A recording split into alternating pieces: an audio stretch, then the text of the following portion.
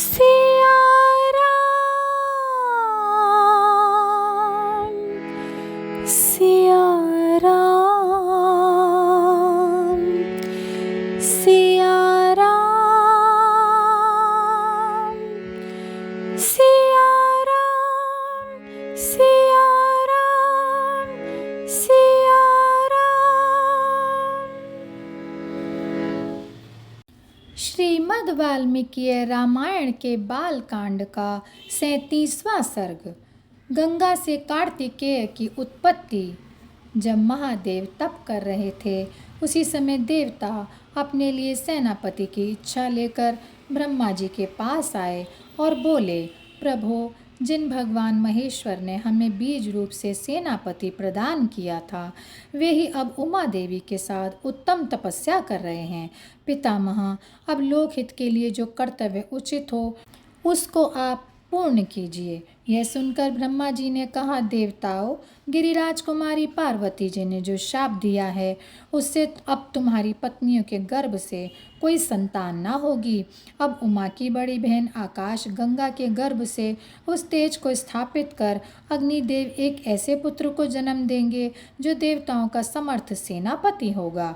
गंगा अपनी छोटी बहन के उस पुत्र को अपने ही पुत्र के समान मानेंगी। श्री राम तदनंतर कैलाश पर्वत पर जाकर उन देवताओं ने अग्निदेव को पुत्र उत्पन्न करने के कार्य में नियुक्त करते हुए कहा, हे देव, यह कार्य देवताओं का है। आप भगवान शिव के उस महान तेज को गंगा जी में स्थापित कर दीजिए। देवताओं की यह बात सुनकर अग्निदेव गंगा जी के निकट आकर बोले, देवी, आप इस गर्भ को धारण करें क्योंकि ये देवताओं का प्रिय कार्य है। गंगा जी ने यह सुनकर जल रूप को छोड़कर रमणीय रूप धारण किया। उनका यह रूप देखकर अग्निदेव ने उस रुद्र तेज को उनके सब ओर बिखेर दिया और गंगा जी को सब ओर से उस रुद्र तेज द्वारा अभिषिक्त कर दिया।